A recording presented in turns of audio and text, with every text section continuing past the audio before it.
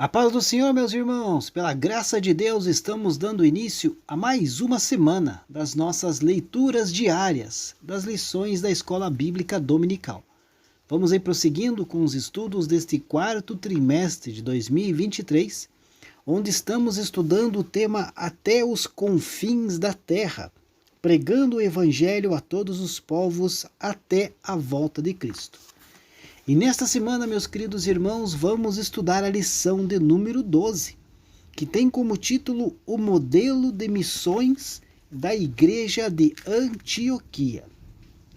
Então, a lição desta semana, queridos, dentre muitos ensinamentos, nos ensina a natureza espiritual da obra de missões. O jejum e a oração eram disciplinas essenciais para selecionar e enviar os missionários para a evangelização do mundo. O modelo de missões ali da primeira igreja formada por gentios é o objeto então de estudo desta semana. A igreja de Antioquia é um modelo poderoso do Novo Testamento para a prática missionária contemporânea. Essa igreja foi estabelecida dentro de um contexto de diversidade, pois seus líderes vinham de origens diversas, como vamos ver aí ao longo desta lição. Então eu quero te convidar, meu querido irmão, minha querida irmã, acompanhe as nossas leituras diárias desta semana, que serve como uma preparação para a lição que vamos estudar aí no próximo domingo. E para dar início, a leitura diária de segunda-feira, 11 de dezembro de 2023, tem como título: A Igreja em Antioquia da Síria era estratégica para missões. O texto bíblico encontra-se no livro de Atos dos Apóstolos, capítulo 11, versículo 19 e 20, que diz assim: E os que foram dispersos pela perseguição que sucedeu por causa de Estevão, caminharam até a Fenícia, Chipre e Antioquia, não anunciando a ninguém a palavra, senão somente aos judeus.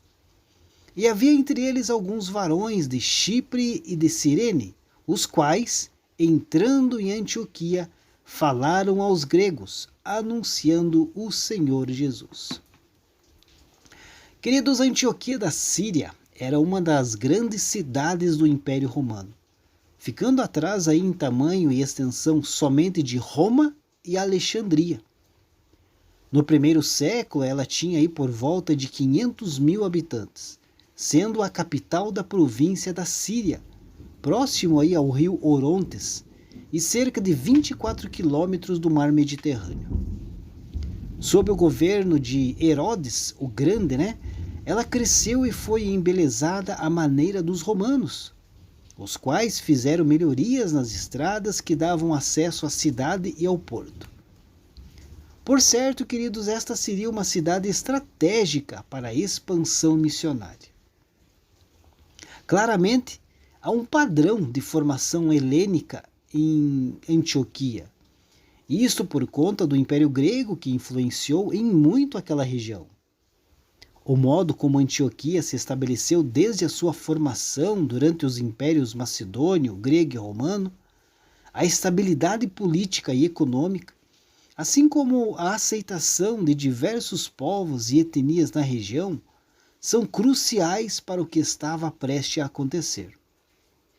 A igreja em perseguição na região da Judéia buscava uma nova base para se estabelecer, e Antioquia terá um grande papel neste novo momento da Igreja de Cristo, que migra de Jerusalém e aporta na cidade de Antioquia, levando a igreja em uma nova configuração, sendo agora compostas por um caráter mais multirracial, o que certamente influenciará a visão futura da igreja para o trabalho missionário.